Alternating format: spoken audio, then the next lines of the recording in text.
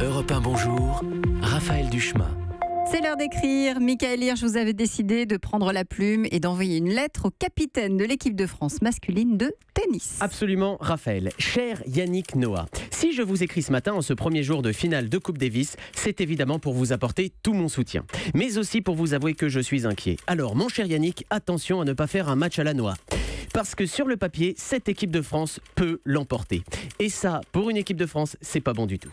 Car depuis longtemps maintenant, nos sportifs tricolores sont atteints, dit-on, d'un syndrome grave.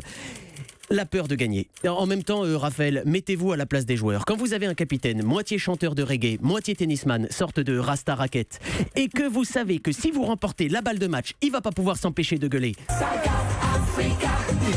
Et bah, vous avez le bras qui tremble. Vous vous demandez, en pensant aux paroles, si le jeu en vaut vraiment le chandelle.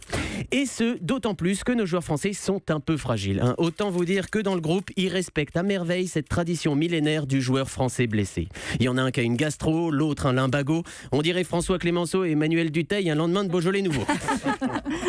Et puis en plus, on devra se passer de Gaël Monfils qui lutte tellement contre les blessures qu'on lui en a même fait une chanson. Et puis surtout, la confrontation s'annonce difficile car la Belgique s'est trouvé un nouveau héros en la personne de David Goffin. 7e joueur mondial, en pleine confiance, il renvoie toutes les balles. C'est un véritable flipper, le Goffin. Oh. Bah oui, flipper le Goffin. Voilà, alors heureusement, mon cher Yannick Noah, il y a de bonnes nouvelles. D'abord, on a l'avantage du terrain, on joue à domicile. Même si un match France-Belgique à Villeneuve-d'Ascq, ça ressemble plus à la fête des voisins qu'à une finale de Coupe Davis. Et puis, les supporters du Nord sont festifs et compatissants. Les connaissant, il se pourrait même qu'il y ait plus de pression au bar des supporters que sur le terrain.